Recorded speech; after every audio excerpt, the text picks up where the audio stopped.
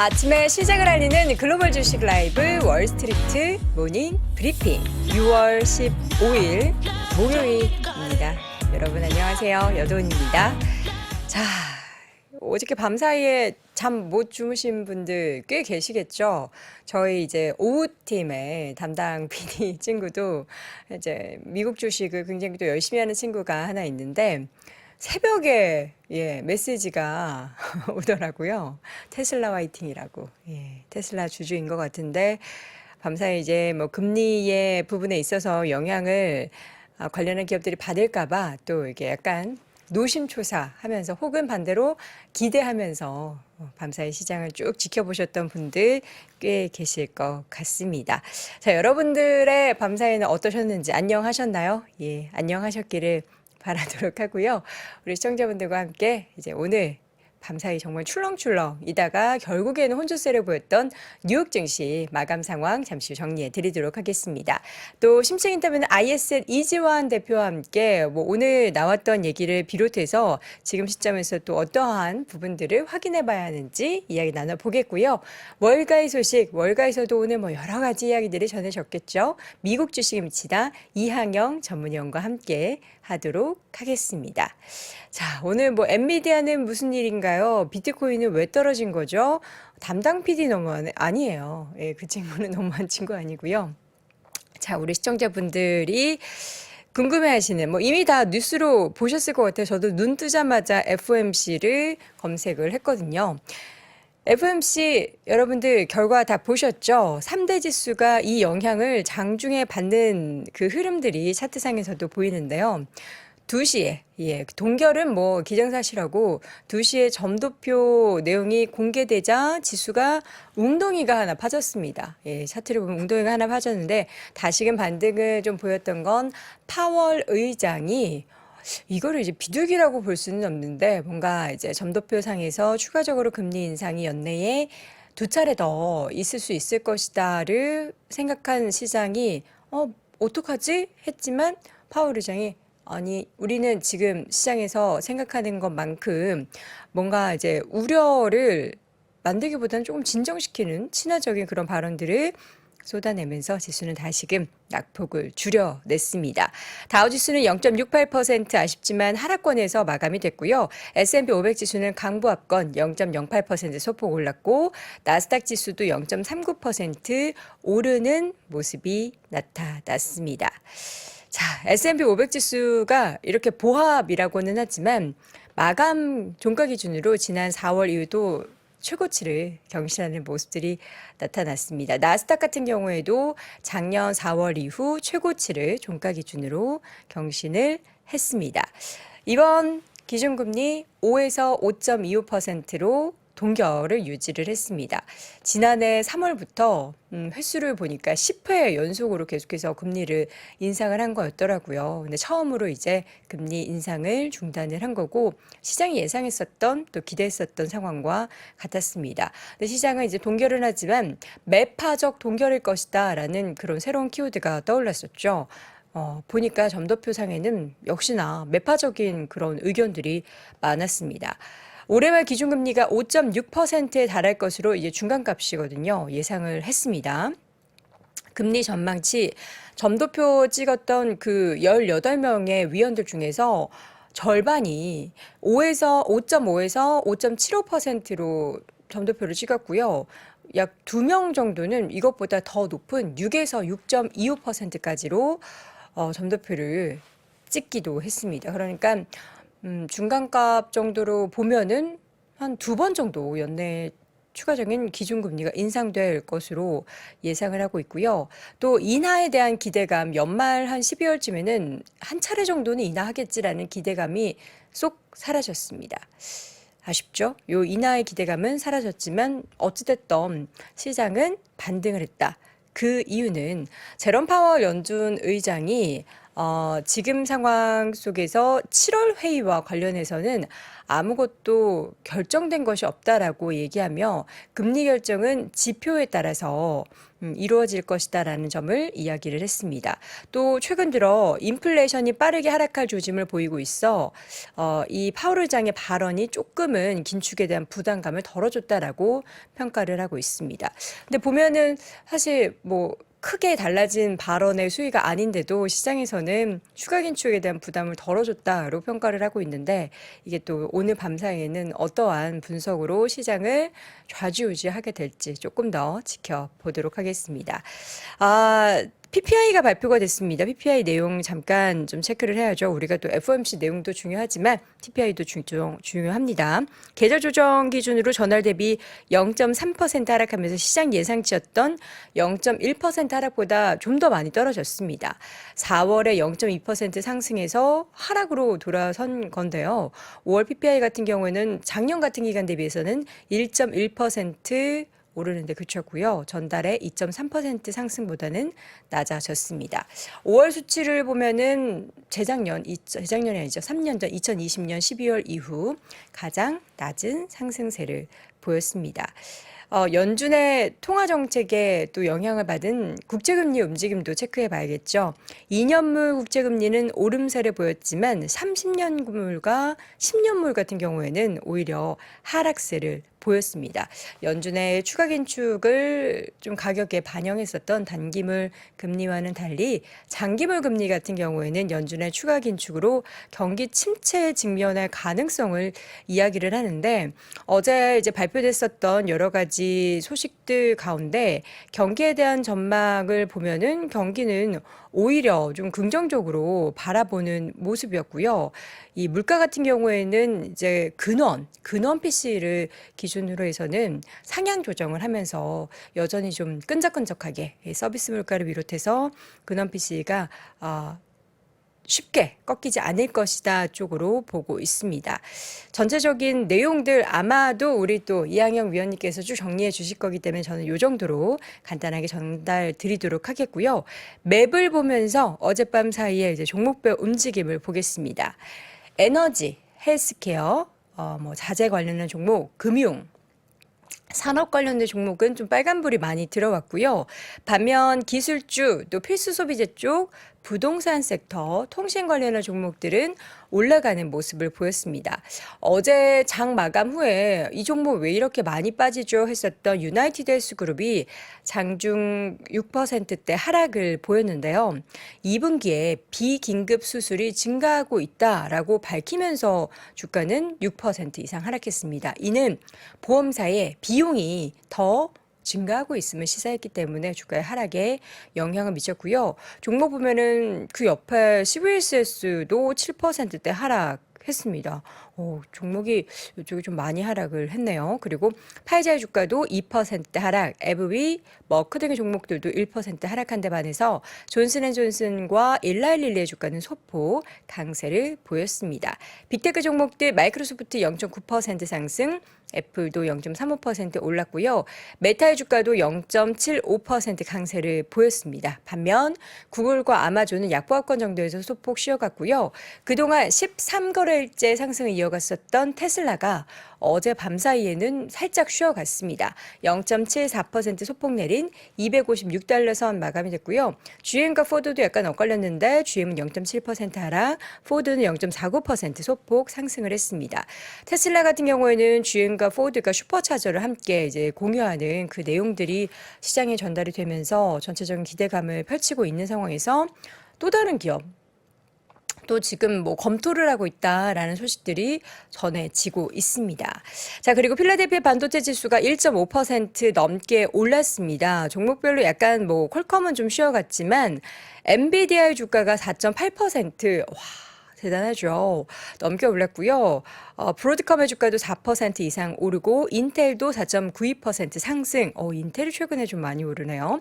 AMD도 2% 넘게 상승을 했습니다. 와, 엔비디아의 주가 정말 대단한 것 같습니다. AMD 같은 경우에는 아마존 웹 서비스가 AMD의 새로운 인공지능 칩을 사용하는 방안을 검토하고 있다라는 보도가 전해졌고요. 이와 함께 주가는 이렇게 올랐습니다. 그리고 알파벳 같은 경우에는 주가가 크게 하락하지는 않았지만 EU에서 EU 집행위원회가 구글의 광고 기술 부문에 반독점 금지법을 위반했다라고 예비 결론을 내렸다라는 소식이 전해졌고 주가는 소폭 하락을 했습니다. 전체적으로 시장 분위기가 좀 뭐 일부 섹터로 집중이 되는 모습들은 여전히 지속이 되고 있고요. 이 가운데 엔비디아의 주가가 이렇게 상승을 추가적으로 이어갔다라는 거. 이제 어제 종가 기준으로 1조 달러 클럽을 완전하게 방점을 찍었고 오늘 추가적으로 이렇게 올랐다라는 게 어제 좀 부진해서 또 갑자기 휘청해서 흔들려도 우리 국내 증시에도 훈풍으로 작용되기를 바라보도록 하겠고요. 어제 또 필수 소비자 쪽에서 월마트, 코스트코 등의 종목들 상승, 그리고 종목 가운데 타겟의 주가가 3.5%로 큰 폭으로 올랐다라는 거, 그리고 나이키의 주가도 5.69% 큰 폭의 상승을 보였습니다. 자, 이렇게 해서 전반적인 뉴욕 시장 분위기 정리해봤고요. 이제 앞서 이어지는 심층 인터뷰와 또 월가 소식을 통해서 세부적인 내용 확인해 보시죠. 먼저 ISN 이지환 대표와 함께 다시 돌아오겠습니다. 자, 월스트리트 모닝 브리핑 함께하고 있는 시각 6시 이제 43분 막 지났고요. ISN 이지환 대표와 함께합니다. 대표님 어서 오세요. 안녕하세요. 네, 반갑습니다. 자, 어떻게 밤에 주무셨나요? 잠 좀. 어제는 좀 자다가 보다가 했는데 어제는 뭐 그렇게 크게 아주 뭐 중요한 멘트 나올 것 같지는 않은데 예상 수준에서 나왔고 네. 아마 이제 시장이 중간에 한번 출렁거려서 가슴을 좀 쓸어내릴 수 있었는데 뭐 예상한 부분에서 크게 벗어나지는 않았던 것 같아요. 저는 점도표가 약간 예상보다 조금 더 과해서 이거 뭐야? 한 번이 아니고 이거 두 번이야? 이 생각이 들어가지고 네, 그 부분 요것 때문에 좀. 나스닥도 살짝 네. 마이너스로 돌아섰다가 네네. 그게 이제 아마 제가 봤을 때 점도표가 5.6 정도 나왔는데 이렇게 되면 이제 한 두 번 정도 더 금리 인상 할 수 있다라는 부분인데 요거는 아마 좀 이제 여지를 좀 남겨둔 것 같고 다른 그 물가 관련된 지표들이 다 내렸는데 그 코어 PC 인플레이션 예상 지수만 3.6에서 3.9로 상향했거든요. 그러니까 아마 이제 이 부분을 좀 반영한 것 같은데 그렇다 하더라도 이 점도표가 아주 뭐 이 부분을 뭐 반영하겠다 의지가 높다라기보다는 아마 금리 동결에 대한 부담감이 좀 있었다 이렇게 좀 보여지고 대신에 이제 어제 보면 시장이 뒤쪽에 반등한 거는 파월의 발언도 좀 있지만 그 우리가 지금 당장은 아마 시장이 점도표에 좀 주목을 하겠지만 잘 보면 GDP가 0.4%에서 1% 상향 조정됐거든요. 실업률은 4.5%에서 4.1%로 오히려 이제 낮아졌습니다. 그러니까 경기 관련돼 있는 지표들은 어제 지표가 오히려 더 좋은 방향으로 개선이 됐거든요. 그러니까 이 부분을 보면 당장은 점도표와 관련된 부분에 주목을 하겠지만 제가 봤을 때 시장은 뒤쪽으로 갈수록 이 경기 관련된 지표에 더 주목을 할 것 같거든요. 네. 그러면 시장은 뭐 여전히 그렇게 나쁘게 볼 필요는 없다 이렇게 좀 보여지고 파월의 이제 발언을 보면 뭐 아주 원론적입니다. 연내 뭐 금리 인하는 없다라는 발언을 했고 특히 이제 7월 그 금리 인상 우리가 할 거라고 예상을 많이 하고 있는데 그것도 지표를 보고 좀 보고 판단하겠다. 이렇게 이제 한번 물러서는 모습을 보였기 때문에 아마 이제 시장이 좀 반응을 했는데 이 파월의 발언이 저는 사실 이번에 좀 강성으로 나올 거로 생각했는데 생각보다는 좀 덜 강성으로 나왔거든요. 점도표가 강성이라서 그래서 아마 그런 것 약간 같아요. 중립을 지킨 게 아닐까요? 네, 아마 그 보통 이제 우리가 FOMC 금리를 결정할 때 점도표가 나오는 경우가 있고 안 나오는 경우가 있는데 네. 점도표가 나오면 보통 이제 파월의 발언을 좀 아끼고 점도표로 이제 시장에 대한 반응을 주는데 이번에는 그 점도표도 나왔지만 파월의 발언도 좀 있었죠. 이제 그걸 보면 일단은 금리가 10여 차례 인상이 되었고 500bp가 인상이 되었기 때문에 첫 금리 동결이기 때문에 여기에 대한 부담감이 분명히 FOMC가 갖고 있었을 거고 특히 이 금리 동결에 대한 그 금융시장의 오버슈팅을 좀 경계하는 모습이 아마 점도표에 좀 반영이 일부 되었다 이렇게 좀 보여지고 또 하나는 이제 우리가 그 이틀 전에 나왔던 CPI 지표를 보면 이제 4까지 떨어졌잖아요. 예상보다 CPI, PPI가 더 떨어졌는데 특히 이제 CPI 그 숫자 중에서 제가 중요하게 보는 게 4와 7이거든요. 그러니까 CPI가 7을 넘어가게 되면 경제 상황이 아무리 안 좋아도 금리를 인상해야 된다라는 당위론이 생기게 되고요. 그거는 이제 우리가 지난번에도 열심히 봤고 또 이 CPI 4가 가지는 또 의미가 좀 있습니다. 그러니까 CPI가 4 이하로 떨어지게 되면 사실은 언제든지 금리 인하를 할 수 있는 그 상황이 되거든요. 그러니까 이전에 그린스펀 같은 경우가 닷컴 버블 이후에 경제를 봉시키기 위해서 했을 때도 CPI가 4 떨어지자마자 바로 금리를 시작해 버렸거든요.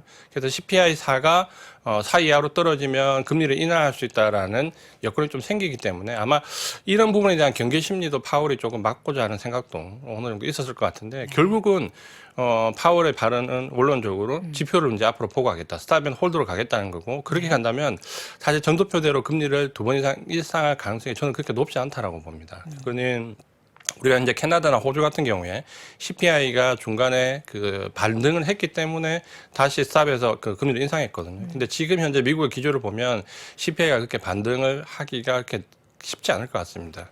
이 부분은 이제 주택 관련된 지표를 보면 이번에 에너지는 떨어지고 주택 관련 지표가 여전히 있고 공공권 꺾이긴 했는데 공공권에 있기 때문에 CPI 지표가 아주 많이 떨어지진 않았는데 지금 우리가 예상했던 그 진로 선행 지수나 주택 관련 렌트 지수를 보면 우리가 예상했던 9개월 뒤 하면 6월달 이번 달부터 떨어지면 7월달부터 반영될 가능성이 좀 많다라고 지금 예상을 하거든요.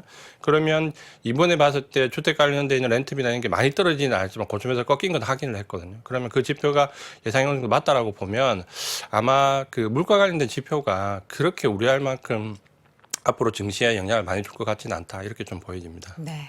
지금 이제 상황 속에서 우리가 체크해봐야 될 부분들이 참 많은데 이게 점도표 내용 그리고 파월 의장의 발언에 따른 뭐 한 차례의 시장의 움직임도 중요하지만 지금까지 시장의 움직임을 쭉 보면은 뭔가 걱정을 하는 듯 하면서도 시장은 꾸준히 이거를 어떻게 오른다고 표현을 해야 되는지. 여기 이제 불안한 안도 랠리의 네. 전형적인 모습인데 보통 이때 이제 개인들이 참여를 잘 못하죠. 불안한 안도 랠리. 불안과 안도의 단어가 굉장히 상충되는데 같이 그렇죠. 이제 붙어 뭔가 있어요. 하면 이제 제가 오늘 따로 논다고 표현했는데 네. 증시는 상승하는데 우려감은 더 커지는 거죠. 그러니까 보통은 경기 확장률이면 증시가 상승할수록 과열권으로 가서 오히려 긍정적이 확실히 커져가거든요. 그렇죠. 그러면서 이제 마지막에 큰 코를 다치는데 지금 같은 경우는 증시가 상승하는데도 불구하고 오히려 이제 상승할수록 우려감이 더 커지는 모습을 좀 보여주고 있습니다. 그거는 이제 잠깐 지표를 잠깐 보면 그래프를 네. 잠깐 보면 이런 거죠. 지금 이제 S&P가 어떻게 보면 이제 바닥권에서 20% 이상 상승을 했기 때문에 뭐 우리가 단순하게 기술적으로 보면 20% 상승까지가 기술적 반등. 이걸 넘어가면 이제 진짜 본격적으로 상승 랠리가 시작된다라고 하는데 일단 어쨌든 20%를 상승하면서 기술적으로 이제 강세장으로 들어갈 수 있는 여건이 좀 됐거든요. 근데 그 옆에 그 경기 둔화 우려감을 보면 침체 도래 확률이 점점 커져가거든요. 그러니까 증시는 상승하는데 경기 침체에 대한 우려감은 점점 더 커져가거든요. 근데 이것도 밤사이에 나왔던 지표들을 보면은 경기에 대한 뭔가 지표가 더 좋아져가지고. 제가 이제 계속 강조드렸던 부분이 파월이 그래서 마일드 리세션 그리고 특히 지난번 FOMC에서는 이 노랜딩에 가까운 발언을 했거든요. 그러니까 그거를 좀 주목할 필요가 있고 그게 지난번 이제 지난주에 제가 말씀드렸던 고용 지표가 생각보다 나쁘지 않으면 네. 결국에는 일단 증시가 안도랠리라도 갈 때까지 따라가는 게 중요하다는 표현을 쓴 것도 이제 똑같은 이유입니다. 그래서 서두에 이제 말씀드린 것처럼 지금은 점도표에 증시가 주목을 하겠지만 아마 다음 주 정도 넘어가면 GDP랑 실업률이 좋아졌다는 부분이 오히려 증시에 더 반영될 가능성이 높다. 네. 이렇게 좀 보시면 될 것 같습니다. 네. 그래서 또 한 가지 이제 이 안도랠리가 나오는 부분에서 걱정되는 부분은 약간 이제 공포스러운 제가 그 차트를 하나 보여드리면 무서운 차트예요. 예, 이게 나스닥과 러셀 2000에 대한 지수 비율인데 이거 지금 어떻게 여기가 이제 그 러셀 2000에 대한 나스닥의 상승률을 보는 거거든요. 엄청 가파르게 올라왔다. 그래서 지금 보면 요게 이제 좀 공포스러운데 이 수치가 그냥 닷컴 버블 때 나왔던 수치만큼 지금 다 올라왔거든요. 그러니까 이걸 보면 도저히 이제 나스닥에 대한 손이 안 나갈 수도 있는데 중요한 건 이제 이게 계속 올라가니까 우려감으로 대처를 하시는 분들은 계속해서 이제 그 기회를 좀 잡을 수 없는 이제 위치에 와 있는 거죠. 근데 요 그래프를 그 보면 그 약간 이제 우리가 좀 이 갭을 좀 생각해 볼 필요가 있는데 이때는 어떻게 보면 나스닥에 그 뭐 테크만 걸면 다 올라가던 누구나도 다 올라가던 그런 시기였거든요. 실적이 없었던. 그렇죠. 그런 그 기업들이 없었고 있죠. 또 하나는 지금은 이때와 대비해서 말씀드린 대로 EPS가 상향되는 대형주 위주의 상승이기 때문에 약간 결이 다르고 또 하나는 이때는 지금은 러셀 2000이 사실 워낙 상승을 못했거든요. 최근에 약간 반등을 줬지만, 그러니까 상대적으로 비율로 본다면 나스닥이 많이 올라간 것도 있지만 러셀 2000이 너무 상승하지 못했던 이유도 또 있거든요. 그러니까 이 차이는 분명히 있는데 최근에 이제 이게 블룸버그에서 나오면서 이 차트가 나오면서 이제 인용이 많이 돼서 네. 그 한번 말씀드렸는데 이만큼 우려감은 높지만 그때와 질적인 차이는 있다. 그래서 그 옆에 그래프를 잠깐 보면 이게 이제 조금 이해가 됩니다. 그러면 이 정도로 공포심이 커졌으면 증시에서 이제 보통 개인들은 과열권으로 쫓아가더라도 글로벌 자금에서는 이탈이 나오는 현상이 나오거든요. 근데 지금 요 차트에 보면 이게 이제 JP모건 EMBI 그 스프레드인데 EMBI는 이머징 마켓 본드 인덱스라고 해서 그 이머징 마켓에서 채권 지수입니다. 그러니까 쉽게 말씀드리면 이게 채권 지수에서 어느 정도 가상금리라고 보시면 되거든요. 그러니까 이게 올라가면 이머징 마켓 본드에 대한 가상금리가 올라가니까 그만큼 위험 자산에 대한 선호도가 떨어지는 거고 이게 떨어지면 가상금리가 떨어지니까 그만큼 위험 자산에 대한 선호도가 높아지는 거거든요. 그럼 이 정도 위치인데도 불구하고 지금 보면 떨어지는 게 확연히 보입니다. 그러니까 위험 자산에 대한 선호가 강화되고 있다라는 거거든요. 그러니까 우리가 개인 투자가분들이 우려하는 것에 비해서 글로벌 자금은 지금 여전히 위험 자산을 선호하는 쪽으로 기울어지고 있다. 이렇게 좀 이해를 하시면 결국은 몸과 마음이 따로 간다는 거는 우려감은 높아지지만 실제 자금 이동이나 지수는 상승을 이어가고 있다. 이게 이제 안도렐리의 전형적인 모습이다. 네. 이렇게 이해를 하시면 될 것 같습니다. 네.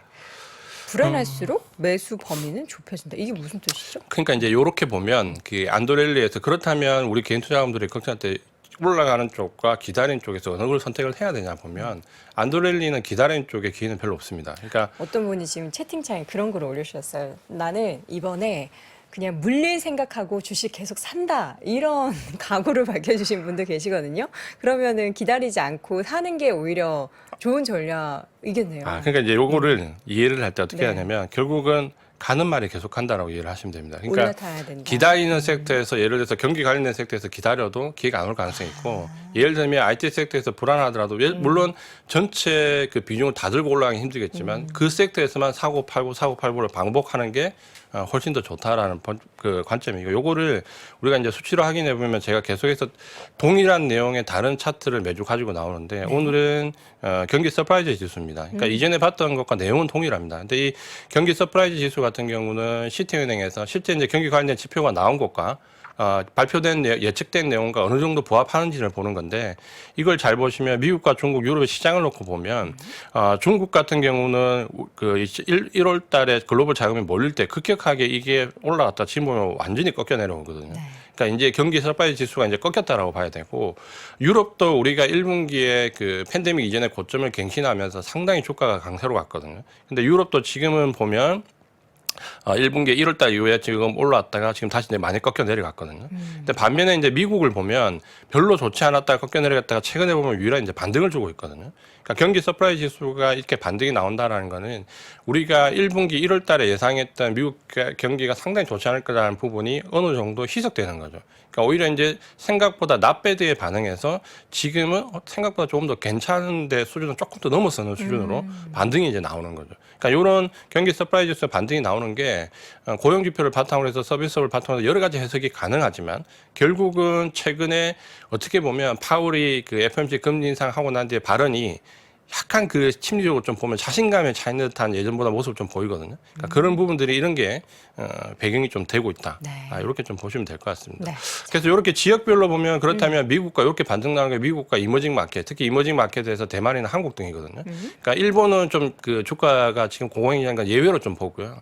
지표와 관련 없이 예외로 좀 보면 결국은 미국과 이머징 마켓 여기에 이제 좀 주목을 할 필요가 있는데 거기서도 지금 뭐 알고 계신 것처럼 계속 말씀드리면 섹터별 등락을 보면 최저점 이제 바닥에서 실제로 얼마나 상승했냐를 보면 역시 IT이고 커뮤니케이션이고 산업재고 이제 S&P 500이 이 정도면 그나마 이제 경기 관련 소비재들이 조금 올라와 있는 수준.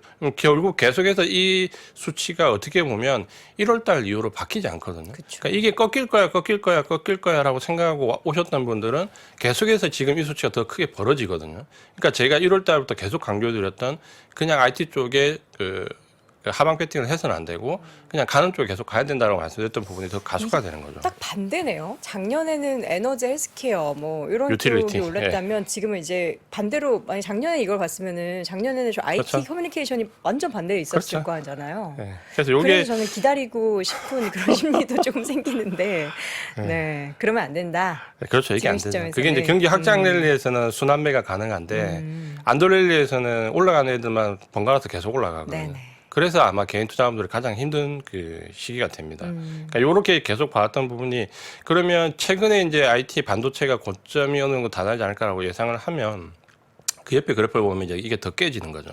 그래서 1월 달부터 이렇게 했는데 그러면 1분기 실적이 발표된 이유를 보면 오히려 이제 이 간격이 더 벌어집니다. 그래서 1분기 실적 발표 이후에 앞으로 이제 EPS 전망 개선치를 좀 보면 커뮤니케이션 더 크게 올라가 버리죠. 그리고 이제 한 가지 다행스러운 부분은 경기 소비자가 이전보다 1분기 실적 발표에 좀 가파르게 상승하거든요. 그러니까 이걸 보면 확실히 경기 관련된 부분이 우리가 예상보다는 나쁘지 않다라는 부분. 그러니까 이걸 이제 어떻게 해석해야 되냐 보면 굉장히 중요할 것 같고 IT는 여전히 지금 강세로 올라갑니다. 그러면 IT와 커뮤니케이션은 여전히 하반기에도 강할 가능성이 높은데 여기에 경기 소비재가 추가로 주도 섹터로 들어오냐 여부를 지금은 체크하는 구간. 그러니까 이렇게 지금 구간을 해석하는 게 가장 정확할 것 같습니다. 그래서 IT 주도주와 여기에 경기 소비재의 어느 정도 참가율, 이걸 좀 보는 게 중요할 것 같고 지금은 아마 그 이번 주가 FOMC 금리 발표가 났고 이번 주가 미국 선물세 만기주거든요. 네. 패시브 자금들 이동이 어느 정도 금요일까지 끝나고 나면 아마 다음 주 초반 다음 주까지는 여기서 주도주를 탐색하는 그 구간으로 설정을 하시는 게 맞을 것 같습니다. 자, 그래서 요 내용들을 이제 결론으로 한 문장으로 말씀을 해주셨습니다. 영화 보신 분들은 이 대사 다 아시죠? 나는 한 놈만 팬다. 한 놈만 팬다는 각오로 집중을 해야 된다라는 거죠. 지금까지 올랐던 그 종목들로. 그래서 요 표현을 네. 딴 걸로 좀 바꿔보려고 했는데 없어요. 뚜렷하게 이게 바꿀 수 오는, 있는 좀 순화해서 말씀드릴 수 있는 용어가 아니, 뭐 그런 없더라고요. 것도 있죠. 선택과 집중을 잘해야 선택까지 한다. 그 표현을 다음에 쓰겠습니다. 네. 그래서 지금은 이 안도랠리에서 가장 어려운 점은 그 한 팼던 그 종목을 계속 패야 되거든요. 근데 이게 참 어려워요. 왜냐하면 그 매도를 하고 다시 사지 못하는 게 개인 심리들이 가장 강하거든요. 이걸 어떻게 보면 이격이 벌어졌을 때 조금 비중을 줄였다가 내려오면 다시 사고 이거를 반복적으로 올 한 해는 매매를 해야 되는데 사실 우리 개인 투자분들 한번 팔고 나면 그 종목 다시 들어가기 힘들거든요. 그쵸. 그래서 항상 분할 청산을 하시는 게 좋아요. 그러니까 일부를 팔고 일부를 남겨둬야 또 추가 매수를 할 수 있고 또 일부를 팔고. 그러니까 올해 말까지는 어떻게 하든 이런 식으로 가는 게 가장 중요하고 요거는 제가 지난번에 보여드렸던 차트를 한 번 더 강조해서 보여드리면 과거 경기 침체 시에 주식이 상승하는 것은 5번 있었습니다. 그러니까 그 5번 중에서 4번이 나스닥 기술주가 상승했고 한 번이 안 들어갔던 경우는 타큰 버블 이후이기 때문에 구조적으로 못 들어갔던 경우를 제외하면 나스닥 기술주가 계속 주도주를 이뤘다는 거예요. 그러면 이제 오늘 이제 기준금리가 동결이 됐는데 기준금리 인상이 멈추면 가장 수익률이 좋았던 거는 나스닥이고 그다음 이제 오히려 10년물 국채가 수익이 좋았고 그다음에 S&P 500 유가 금순위라는 거예요. 그러니까 요 순위를 기록해서 예를 들어서 나는 좀 안정적으로 가겠다면 사실 뭐 채권에 접근하는 것도 나쁜 전략은 아닙니다. 지금부터는. 그래서 나스닥에 대한 주식, 채권에 대한 접근. 오히려 이제 유가나 금이나 S&P 500은 생각보다 그때 수익이 좋지 않았습니다. 그러니까 요거는 기준이 금리 인상이 멈춘 이후에 금리 인하되기 전까지의 짧으면 10개월, 길면 18개월 기간 동안 평균을 낸 거거든요. 그러니까 그렇게 본다면 지금은 어느 정도 순환매의 관점보다는 계속해서 강조드리지만 그 반도체가 물론 과열이 혹은 전기차 혹은 2차 전지가 과열이 되면 쉬었다 가고 쉬었다 가겠지만 쉬었다가 그 종목이 계속할 가능성이 높다는 거예요. 그러니까 요거를 좀 생각하시고 올해 하반기 금리 인하가 되기 전까지는 이 기조를 유지하시는 게 좋겠다. 이렇게 말씀을 드리겠습니다. 네.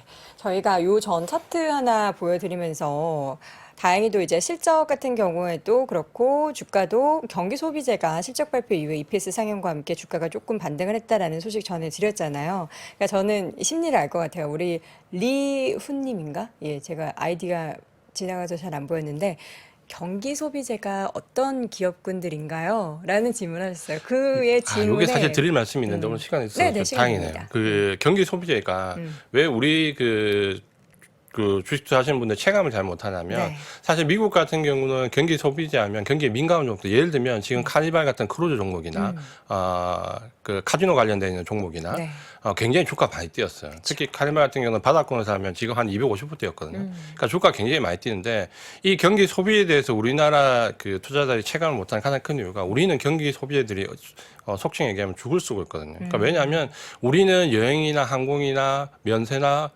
모든 게 중국과 굉장히 밀접한 관련이 있습니다.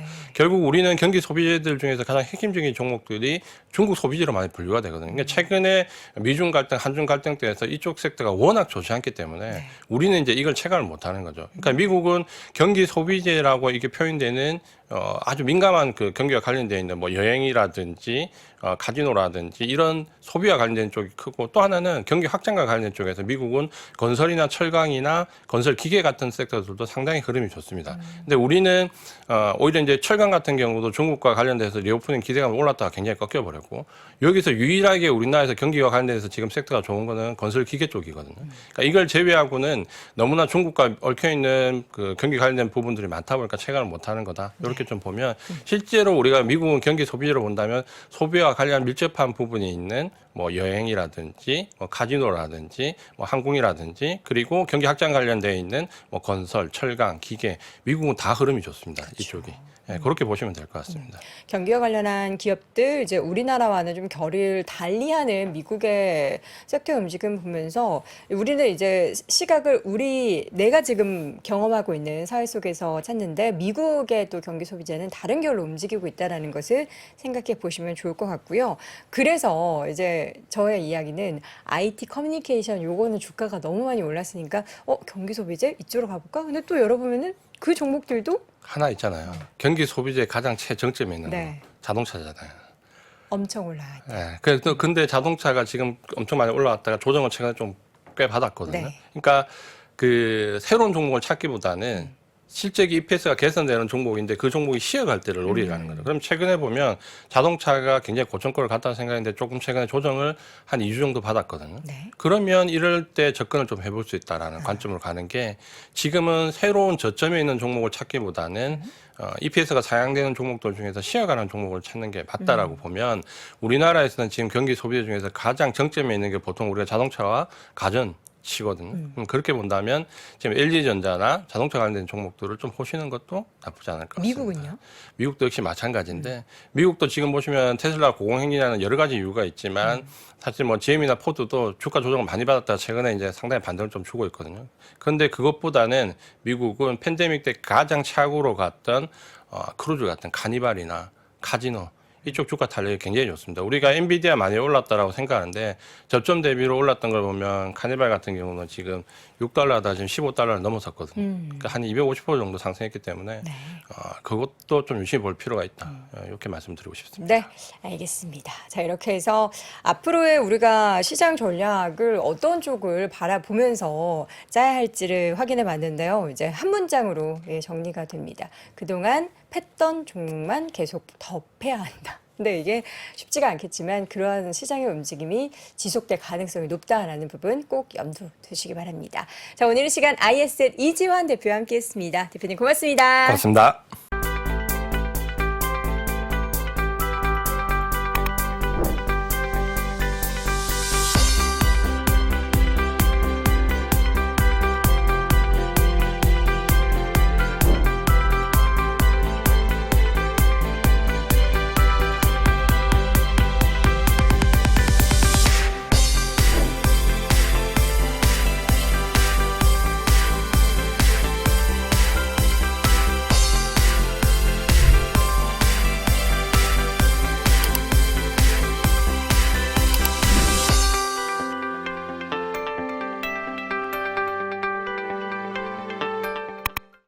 이제 앞에서 이제 제가 시황 정리하는데 못 들으신 분들도 계시죠? 조금만 일찍 일어나시면 되는데.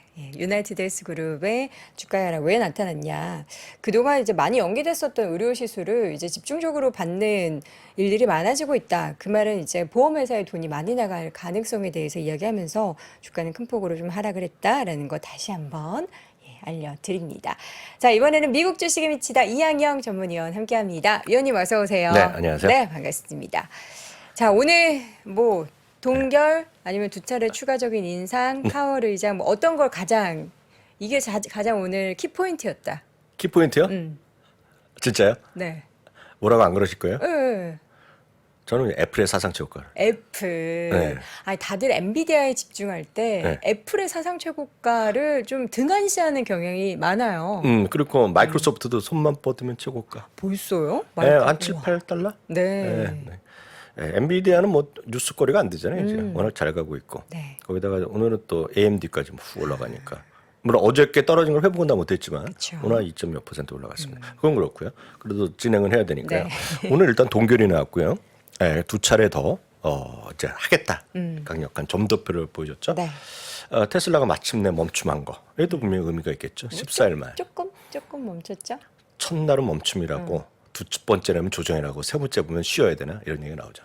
이제 그래서- 끝인가? 뭐 네, 이런 그런 얘기 얘기가 나오죠. 나오고. 그래서 너무 거기에 연연하지 마시고 알겠습니다. 그냥 테슬라를 좋아하시는 분이면 계속 갖고 간다. 뭐 이런 정도 생각. 없으면 어떡한다? 사고 싶은데 뭐 속상한다 그러면 0.01주라도 사시면 되는 네. 거죠. 그래서 큰 의미는 없다라고 보셔야 되겠고요. 그래서 대한민국 소수점은 제가 알기로는 웬만한 증권사가 잘하고 있어요. 소수점 4자리까지 살 겁니다. 4자리까지요? 그렇지 않나요? 제가 4자리 그러니까 뭐 아닌가요? 1,000원 이렇게도 살 수 있다라는 거는 저도 해봤어요. 최저 1,000원이고 네. 아니면 4자리인가 그럴 겁니다. 아마. 네, 그보다 큰 걸로 가겠죠. 그쵸. 네, 그렇게 하겠고요. 애플도 차상체육관인데 많은 분들이 워낙 티가 안 나니까 돋보기 봐야 되니까 저는 모르는 거고요. 다우지수만 하락했고요. S&P 500은 강보합, 나스닥은 오히 0.4% 올라갔습니다. 그럼 보겠습니다. 10차례 연속 금리 인상이고 마침내 쉼표. 그러니까 이제 최근에 10차례 올라간 것만 보여주고 이번에 쉼표였죠. 그게 뭐 스킵이다 아니다 얘기하는데 또 제가 봤을 때는 쉼표라고 보셔야 되겠고요. 요거 이제 금리의 기준금리를 보여주는 거죠. 금리가 쭉 올라가서 이번에 이제 더 올리지 않았다라는 정도죠. 예, 이제 내려가면 좋은데 올라가지 않았다는 얘기가 되겠고요. 그건 점도표죠. 점도표가 딱 이렇게 찍으니까 5.6에 제일 많이 사람이 모여있더라라는 거죠. 그러니까 이렇게 되겠고요. 저는 많은 분들이 이제 그 제롬 파월 의장의 분석도 하고 얘기도 하고 좀 항상 이렇게 나오면 그 습관적으로 항상 나오는 거가 기존의 발표문과 뭐가 달랐느냐 줄 긋고 세력 빨간 거 새로 넣고 뭐 이런 건데요. 제가 오늘 그냥 제가 할 수 있는 유일한 재주라는 것은 간단하게 설명드리는 네. 것밖에 없거든요. 인플레이션 완화 노력에 진전이 있었어. 그렇지만 충분하진 않아. 이게 답니다. 이게 다. 오늘 말에 답니다. 죄송하지만 새벽부터 일어나서 보시고 라이브로 보시고 번역하고 통번역하고 뭐 열심히 다 하셨을 거 아니에요. 미국에 계신 분들 열심히 하셨는데 제가 봤을 때는 이게 답니다. 맞죠. 왜냐면 인플레이션은 꺾이고 있는 거 우리도 다 숫자를 보고 있는데 연준이 이야기했었던 PCE 기준의 물가 수준은 미치려면 조금 더 가야죠. 네, 그렇죠. 충분하지 않죠. 충분하지 않다는 얘기를 직접 표현했고요. 네. 이분이 그 프로그레스란 말이 있었고요. 약간의 프로그레스, 진전이 있었다는 네. 얘기하고 있고요. 충분하지 않다는 말을 그대로 지금 직역한 겁니다. 이 말이 다다라고 보셔야 되겠습니다. 그러면 제가 3일째 똑같은 얘기하지만 수많은 걱정거리 있잖아요. 걱정거리는 제가 계속 말씀드리잖아요. 시간 많은 분들이 하게끔 냅두면 돼요. 걱정을 시간 많은 분들이. 진짜 그렇지 않나요? 저 진짜 걱정 많은 사람들이 진짜 고민하고 연구하고 발표하면 된다고 네, 보세요. 네. 그리고 이게 끝나면 오늘도 끝나면 말이에요. 또 이 다음 고민은 뭐냐는 건 막 나옵니다. 그다음 고민은 뭐죠? 찾으면 왜 없겠습니까? 왜냐하면 이제 그동안 입이 막혀 있었기 때문에 당장 내일 모레부터 다음 주부터 해서 막 발언 쏟아지죠. 연방은행 총재들의 딱 인터뷰 쫙 나옵니다. 연설이 나옵니다. 그리고 8월인가 되면 저기 있죠. 잭슨홀? 잭슨 미팅에. 저는 그 얘기를 보고 작년 잭슨홀이 충격적이었잖아요. 충격적인지 모르지만 네. 저는 진짜 대단하다 보고 있습니다. 지금 6월이잖아요. 네. 6월도 아직 멀었잖아요. 끝나길 멀었는데. 절반 남았죠. 나름 뭐 내노라는 우리나라에 있는 외국 분들 마찬가지인데 잭슨홀 미팅에 주목해야 된다는데 저 뭐하러 주목하냐 그런 생각하죠. 그거 계속 이제 울거먹게 하겠죠. 한 달 반 동안. 전 진심 그래요. 네. 그런 것들은 이 결론이 어저께 보여드렸잖아요. 네. 이거가 세 가지 이벤트, CPI, 연준, 잡, 고용보고서 할 때마다 평균적으로 오르는 게 미국이었다. 네. 오르는 거 왜 오르느냐? 이게 떨어질 수도 있죠. 작년에도 떨어졌었잖아요. 할 수 없죠. 2020년대 막 떨어졌었죠. 그리고 리만 사태 많이 떨어졌었죠. 이익이 떨어질 때는 있지만 지금 이익이 좀 올라갈 추세로 좀 바뀌고 있다. 그럼 S&P 500 기업의 이익이 하반기에는 정말로 상승세로 돌아설까 궁금하시잖아요. 네. 1분기 이익은요. 당초 마이너스 7까지 예상됐다가요. 마이너스 2.0으로 선방했습니다. 2분기 이익이 마이너스 6.4입니다. 3월 전망이 마이너스 3.8이기 때문에 좀 낮아졌지만 이거 그렇게 안 갈 겁니다 지금. 그래서 이것도 마이너스 2, 뭐 마이너스 1 정도값밖에 안 갈 가능성이 큽니다 지금요. 네. 3분기부터는 이익 전망이 플러스로 바뀝니다 지금요. 0.8입니다. 숫자 얼마 안 되죠. 4분기는 엄청 좋아요. 4분기 왜 이렇게 확 좋아지죠? 물론 기저효과라는 게 있죠. 기저로? 효과가 있지만 만큼 경기 회복돼도 된다는 얘기죠.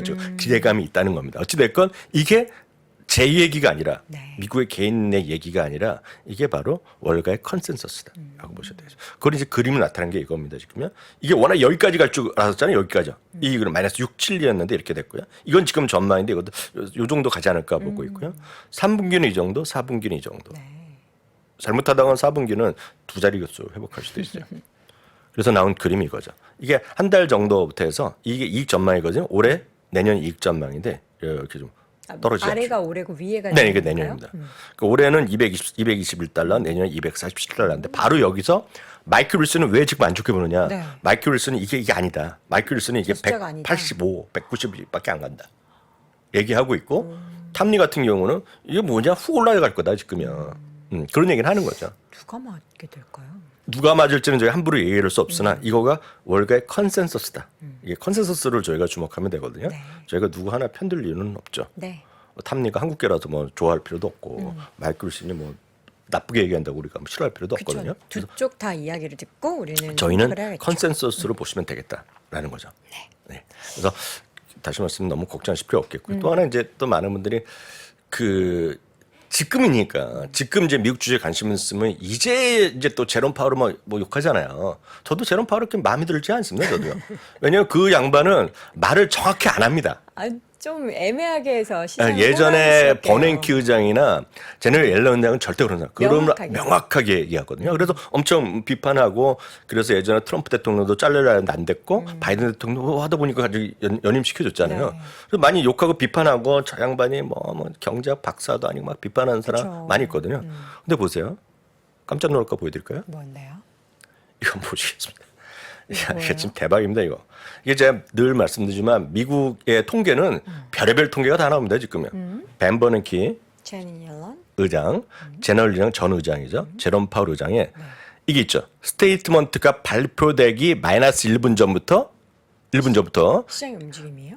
그리고 우리가 성명서 그러니까 이 FOMC 발표하면 성명서 발표하고 조금 있다가 기자 일을 하잖아요. 요 왼쪽 그림은 성명서 발표에 관련된 거고요. 오른쪽 여기 프레스 컨퍼런스인데요. 방법이 어떻게 계산했냐면 이거 평균입니다. 평균이 보면 마이너스 1분 전부터 29분인가까지 어떻게 움직였냐는 겁니다. S&P 500 기준으로? 네네네. 다 전부 다 S&P 500인데 네. 벤 버냉키건 제네 옐런이건 제롬 파월이고 다 올랐다는 얘기예요. 다 올랐다. 요 발표할 때 스테이트먼트 릴리스 마이너스 1분 전부터 29분까지 올랐다는 얘기입니다. 이때는 벤 버냉키가 더 올랐는데요. 프레스 컨퍼런스가 시작해 1분 전부터 25분 전 보면 훨씬 많이 올랐죠. 제롬 파월은 시장 친화적이다라는 게 저기에서 보여지는 건가요? 모르죠. 그럼 제가 해석까지 못 드리겠는데 사람을 지금이니까 욕한다는 거죠. 제 말은. 네. 그때 버냉키도 욕먹고 제나 옐런도 욕먹었다는 거예요. 네. 이 사람은 진짜 마음에 안 든다 그랬는데 시장은 가더란 얘기죠. 올라갔다는 얘기죠. 그래서 누구를 미워하고 좋아하고 의미가 없고 그냥 미국 시장은 그냥 냉정하게 너무 몰입돼서 안 보시고 한 발짝 물러서 보는 게 전 진짜 상책이라고 보고 있어요. 진짜 상책. 알겠습니다. 자, 이제 금융시장의 반응들을 또 하나씩 정리해 보도록 하겠습니다. 네. 여기 보시면 이제 2번 정도 더 올린다고 얘기하니까 네. 기대 정책 금리가 조금 올라갔죠 어제보다. 요 정도만 느끼시면 돼요. 2번 정도 더 올라간다. 네. 라는 얘기. 그렇지만 이게 조금 지나가면 또 내려갈 겁니다. 사람들 안 믿고 또 내려갈 거예요. 항상 그래왔어요 최근에요. 2년물 금리 오늘 좀 많이 좀 올라가는 모습이었고요. 반면에 10년물 금리는 10년물 요게 오늘 요게 시작이고요. 네. 요 반응은 요게 시작입니다. 오늘 시작이요. 그리고 요 발표 시점이 여기입니다. 여기. 여기 딱 2시에 미국 시간 네. 2시거든요. 팡 확 올라갔다 좀 내려가면서. 그런 그림. 그래서 실제로 어제 대비보다는 오히려 조금 더 내려갔어요. 10년물은요. 달러는 어떻게 됐을까요? 달러도 쭉 반등하다가 달러 어제도 조금 오히려 좀 내려가는 모습 보여줬고요. 금값. 금값도 좀 올라가는 다가 좀 내려가는 모습. 네. 유가도 좀 내려가는 모습. 그래서 결론은 뭐다? 큰 의미가 없다 지금. 별로 반응이 없었다. 네. 라는 것이 핵심이 되겠고요. 근데 테슬라. 종목으로 여러분들은 보시겠습니다. 종목은 테슬라가 14일 만에 멈춤. 네, 그렇지만요. 이건 아래 꼴이 달았네요. 아래 거래요. 돋보기로 보이면 보이네요. 네, 아래 꼬리를 달았습니다. 네, 그렇죠. 왜냐하면 이게 저기 뭡니까 오늘 나스닥 이런 것도 전체가 아래꼬리 많이 달았을 겁니다 지금요. 네. 그래서 흔히 아래꼬리라는 걸 얘기하시는 분들보다 좀 하실 것 같아요. 왜요? 그리고 엔비디아 같은 경우는 이제 뭐 쭉 엔비디아가 진짜 강한 것 같아요. 엔비디아가 왜 올라갔는지 이해하세요? 엔비디아 어젯밤에 AMD는 뭐 뉴스가 뭐 아마존 관련한 뉴스 나왔고 엔비디아는 왜요? 엔비디아랑 저는 그 AMD까지 같이 보고 말씀드리겠습니다. 네, 네. 이건 약간 뇌피셜입니다. 뇌피셜. 뇌피셜이에요? 어떤 분들은 제가 뇌피셜 얘기하면 또 뭐라고 또 욕합니다. 그냥 뇌피셜이 아닙니다. 아니 그건 뉴스를 제가 기반으로 뉴스를 뇌피셜. 정확히 보고 얘기한 건 그냥 거의 대부분 그렇고요. 제가 그냥 혼자 상상한 거는 제가 뇌피셜이라고. 네. 전 진짜 그래요. 제가 뭐 말하는 게 뭐 제가 뭐 뭘 알겠습니까? 엔비디아는 이렇게 올라갔고요. 그 아마존에 AMD AI 칩을 쓸 수 있다. 뭐 이런 얘기 한 거잖아요. 네. 그래서 보도가 나왔고는 좀 올랐는데요. 말씀드렸다시피 어저께 하락폭을 많이 하지 못했어요. 오늘 골드만삭스가 97에서 137달러 정도까지 지금 오늘 올려놨을 정도 많이 올려놨어요. 오늘 보시면 최소 6군데 7군데 목표씩 올려놨습니다. 늘 말씀드리지만 실적 발표된 거 외에는 이들의 투자 의견이나 목표치가 안 바꿉니다. 지금 미국의 관례예요, 관례. 유나이티드가. 근데 이거는 상당히 중요한 거였기 때문에 발표했다. 이렇게 올렸다라고 보셔야 되겠고요. 이제부터 약간은 뇌피셜 말씀드리면 AMD가 어저께 리사스가 나왔고요. 여기도 그 조금 관심 있으신 분은 리사스를 전 개인적으로 엄청 좋아하거든요. 그 리사스 같은 인물 자체를 제가 좋아해요. 아주 강한 인물, 자신감 뿜뿜이죠. 그렇지만 허무맹랑한 얘기를 안 합니다. 겸손하다고. 겸손하죠. 겸손하지만 완전히 우리 동양적인 겸손은 아닙니다. 이분도. 이분이 아시다시피 그 저거잖아요. 아주 뚝심 있고 좀 강단 있는 분이거든요. 이분이 대만계입니다. 대만계 부모님이. 그래갖고 어렸을 때 뭐 미국에서 태어난지 모르겠지만 왔어요. 그래갖고 이분은 한번 말씀드렸다시피 그런 동양적인 부모님의 엄마 아빠의 시대에서 야 자꾸 너무 어려운 공부하지 말고 예술해라 그래서 피아노 엄청 시켰어요. 그래서 이분이 피아노 콩쿠르에서 엄청 우승했던 분입니다. 그 피아노 엄청 잘 쳐요. 그래요? 네. 근데 이분이 나는 대학에 기계공학을 하겠다. 그래서 일로 간 거예요. 피아노를 하다가 기계공학에 빠져서. 피아노를 전공하러 계속 시켰어요, 엄마가. 근데 나는 피아노보다 공부를 하겠다 해서 했던 분이 대단한 분입니다. 그리고 이분이 처음에 연구직이었는데 워낙 그 선임자가 네가 해라. CEO를 맡긴 겁니다. 그래서 이분이 여전히 회사 안에서도 닥터라고 불리기를 원합니다. CEO라는 그런 소칭보다는. 근데 이분이 어저께 한 얘기가 있어요. 어떤 얘기죠? 그게 핵심이라고 좀 보고 있는데요. 뭐 아마존도 있지만 이분이 많은 분들이 어저께 나온 칩 보고 많은 분들이 역시 엔비디아만은 못했다는 얘기를 많이 했잖아요. 그 맞죠? 이제부터는 뇌피셜입니다. 근데 하는데 이분이 자기네가 만든 그 요번에 그 소위 데이터 센터 엑셀레이터라는 칩이요. 제가 정확한 거는 그게 어떤 건지는 제가 이틀 전에 우리 미자원에서 안동이사가 쫙 얘기한 거 있어요. 그래서 어저께 요약을 해놓은 거를 15분짜리 올려놨어요. AI에 모두 분류를 해놨는데 거기 데이터 센터 엑셀레이터라는 게 있는데 그 칩인데 뭐 저도 정확하게 모르겠는데 그걸 어저께 발표한 건데 그 시장이요. 그 시장이 지금 올해 300억 달러 정도 된다고 합니다. 300억 달러. 300억 달러. 네, 300억 달러인데 그러니까 30빌리언 정도 시장인데요. 지금 보면 앞으로 5년 동안요. 2027년까지 그러니까 5년 아니죠. 4, 5, 6, 7이겠죠. 4년 동안 연평균 50% 커진다는 거예요. 50%씩이요? 네, 50%. 그래서 그 얘기를 들으면 사람들이 리사스가 말하는 게 이게 장난, 뻥치는 사람이 아니거든요. 과장. 그래서 이게 올렸고요. 그러다 보면, 야, 이게 진짜 엔비디아가 말하는 게 다 사실이야. 야, AMD도 저 정도인데 이거 안 되겠냐. 그래서 엔비디아가 좀 많이 왔다고 봅니다. 좀 관련한 영상에 승승장구 AI 관련주 다 이유가 있다. 요 제목으로 또 미국 주식 미치다의 12분 클립으로 올라와 있는 게 있는데요. AI 관심 있는 분들 요 내용 좀 참고해 보시면 좋을 것 같습니다. 안동호 이사는 저희의 그 브레인이라고 불립니다. 네. 조용히 강하신 분이죠. 네. 자, 그래서 ETF 요거 하나 AI 관련한 ETF. 이건 저희가 한번 해서 이게 2주 전에 나왔을 때도 한번 보여드렸는데 거래가 아직 잘 되는 건 아니라고 말씀드렸는데 이름은 아주 기가 막히게 지었죠. 챗이죠, 챗. 그래서 여기는 미국 엔비디아도 들어가고 중국도 들어가고 전 세계 AI에 관련된 생성형 AI 플러스 테크놀로지에 관련된 ETF라서 챗이라는 거 있는데요. 이게 지금 가격은 20몇 달러밖에 안 되죠. 그래서 이것이 상당히 요새 좀 움직이고 있고 초기 상품에도 불구하고 거래가 제법 된다라는 점 한번 참고해서 보시면 좋을 것 같고요. 여기에 포함된 거가 엔비디아, 마이크로소프트, 알파벳, 바이두 이런 것 등까지 들어가 있고 중국 회사도 들어가 있다니까 여러분들 여러분 하시면 될 것 같습니다. 이름은 하여튼 기가 막히게 된 챗이 되겠고요. 190.73 바로 뭔지 아시겠어요? 애플의 종가겠죠? 아니죠. 애플의 사상 최고가? 아니죠. 뭐예요? 그래서 제가 73? 적어두시라고요. 왜냐면 이거 갖고 싸움하시는 분 계십니다. 어떤 싸움을 해요? 오늘 184인가 갔을걸요? 네. 조금 올랐는데요. 190.73이 되면 사상 처음으로 3트릴리언, 3조 달러가 들어갑니다. 애플이요? 애플은 이제 다음 허들은 여기입니다. 190.73달러로 찍고 끝나면 3조 달러인데요. 그 3조가 가는 게 뭐 의미가 있나요? 어차피 갈 거잖아요. 어차피 모르죠. 그거는 진짜 작년에도 갈 줄 알았는데 훅 떨어졌었잖아요. 작년에 또 올라왔는데 2월인가 갈려다가 못 갔기 때문에 늘 말씀드려요. 겸손하셔야 돼요. 근데 또 애플은 또 최고 같다는 거 그쵸. 말씀드리겠고요. 오늘 종가 183점. 마이크로소프트는 341인가 342가 가면 됩니다. 그 종가 기준으로요. 네. 그래서 사상 최고가 근접해 네. 있다라고 보셔야 되겠고요. 코카콜라? 제가 뜬금없이는 코카콜라를 보여드린 이유가요. 코카콜라 어제 말씀해 주셨잖아요. 네, 그래서 그 오늘 사신 분 그리고 네. 아마 시간에서도 우리나라 증권사 되는 곳 있잖아요. 몇 군데 네, 네. 8시인가 9시까지 혹시 되는 데가 있을 네. 텐데 뭐 다 되지는 않고 되는 증권사 있을 텐데 사시면 됩니다 지금. 사면 사시면 배당을 받는다. 배당을 받고 3.0%가 뭐 받는다고 말씀드렸잖아요. 그래서 이건 배당을 받는 주식인데 제가 뭐 보여드린 것은 코카콜라 때문에 말씀드린 게 아니라 지금 많은 분들이 제가 늘 걱정하는 것이 엔비디아나 테슬라, 애플, 마이크로소프트 그쪽에 너무 올인돼 있잖아요. 올인돼 있잖아요. 근데 그런 것을 만약 쉬면 어떻게 해요?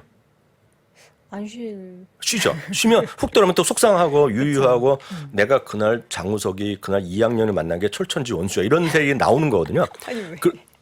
아니 저는 뭐 수십 년 동안 들어왔기 때문에 잘 이해합니다 그런 네. 부분을. 그런 분들한테라도 저나 장우석 부장한테도 컴플레인 할 때가 있어야죠 지금. 그래서 저는 그런데 그런 것만 볼 때가 아니라는 거예요 지금이요. 그래서 좀 다른 것들이 잘 나가다가 이거 보세요. 여기만 사상 최고 가다가 떨어진 거가 쉽게 해서 엔비디아가 훅 올라갈 때 테슬라가 훅 올라갈 때 밀린 거거든요. 쉬었다 밀린 것들인데요. 이런 것들 중에서요. 이런 것들 느낌 아시잖아요. 이런 것들 중에서 사상 최고가 나오는 주식이 나오고 있습니다 지금요. 어떤 거죠? 다든 레스토랑. 다든 레스토랑 한번 보세요. 네. 다든 레스토랑은 우리나라 이제 안 들어온 게 없는 걸로 알고 있는데 올리브 가든은 저는 가봤고요. 지금 미국에서 이 중에서도 제일 장사가 잘 된다는 게 에디비라는 겁니다. 이게 이제 비싼 시푸드 하는 곳이 있고 나머지는 뭐 제가 뭐 가본 적이 없으니까 모르겠어요. 근데 이런 것들인데요. 이런 게 보시면 북미에 뭐 1,850개 레스토랑 등등이 있는데 아직 실적 발표가 6월 20일인데 오늘 사상 최고가를 갔습니다 지금. 다든 제가 왜 이런 걸 보여드리냐면 이런 것들을 보면 의외로 지금 올라가는 것들이 있습니다. 의외로. 그래서 IT 아닌 것들을 지금 보셔야 돼요. 진짜 보셔야 돼요. 그래서 IT가 쉴 때 이런 것들이 대안이 나오고 있고 바로 이런 것들이 있으니까 시장이 견조한 거다라고 보셔야 돼요. 그래서 지금은 시장이 확산되고 있다라는 걸 보셔야 되겠고요. 그래서 아주 긍정적으로 보셔야 되겠고요. 목표 주가 줄 상향한 거 보셔야 되겠고요. 참고적으로 보면 맥도날드 들은 거 다시 보셔야 되고요. 맥도날드. 네. 또 비슷한 게 뭐예요? 치폴레죠. 치폴레. 치폴레 이런 거. 치폴레도 이거 손만 뻗으면 또 최고가입니다 지금요. 그래요? 네. 그래서 이런 것들이 IT가 아닌 것들도 여러분 진짜 보셔야 되겠고요. IT가 만약 쉰다 그러면 이런 거 훅 올라갈 수 있죠 지금은. 왜냐면 힘이 있겠으니까 이런 것들이. 레스토랑 관련한 종목도 그러니까 먹는 것들은 리오프닝 이후에도 굉장히 좋지만 소비 관련한 종목도 오늘 보니까 데커스도 올랐고 나이키도 올랐어요. 예, 소비 그 나이키도 마찬가지. 그리고 그 덱스컴도 네, 덱스컴이 아니라 그 이런 뭐죠? 데커스도 데커스. 마찬가지거든요. 그게 IT 아닌 것들 중에 힘이 있다가 약간 쉬었던 것들 있죠. 네. 그런 것들이 약간 반등하는 모습이라고 보셔야 되겠고요. 참고적으로 그 다시 보여드리는 맥도날드나 먹고 마시고 술 이런 것들 있잖아요. 네. 이런 것들은 한 번에 여러분을 투자하시려 그러면 제가 오늘 차트는 준비 안 했는데 ETF가 PBJ입니다. PBJ. PBJ요. PBJ. PBJ가 바로 먹고 마시는 건 Food and Beverage ETF거든요. 네. 그런 것도 여러분들 한번 보시면 좀 괜찮을 것 같아요. 네. 우리가 집중해서 IT 관련한 종목들에 대해서 뭐 그들 종목이 실적이 올라가고 좋다라고 생각이 들지만 그래도 우리가 항상 시장에서는 밥의 전략이라는 얘기를 하죠. 이쪽이 빠질 때 버틸 만한 그런 종목군으로도 투자를 해야 한다라는 관점에서 먹고 마시는 종목들이 손만 뻗으면 또 사상 최고가에 근접해 있다라는 이야기까지 전달 들었습니다. 자, 오늘 월간 소식 함께 확인해 봤고요. 미국 주식에 미치다 이항영 전문위원과 함께했습니다. 고맙습니다. 네, 감사합니다. 자, 월스트리트 모닝 브리핑 함께 하셨습니다. 과연 오늘의 이런 밤 사이에 있었던 FOMC 등의 결과가 또 국내 시장에는 어떻게 영향을 미치게 될까요? 어제 좀 많이 흔들렸고 안 좋은 이야기들이 참 많았는데요. 오늘은 하루 만에 극복해내는 시장 응원해 보도록 하겠습니다. 저는 내일 오전 6시 30분에 다시 돌아오겠습니다. 여러분 고맙습니다.